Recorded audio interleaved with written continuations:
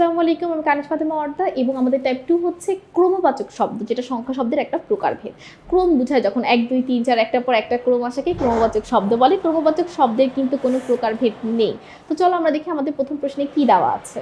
আচ্ছা, তাহলে দেখো প্রথম প্রশ্নে কি বলা আছে, কোনটি ক্রমবাচক শব্দ। এখানে কোনটা ক্রমবাচক হতে পারে, 1 2 3 4 এরকম রিলেটেড যেটা থাকবে। নিচের কোনটি ক্রমবাচক, সপ্তম, সপ্তমী, সাতই, সাত।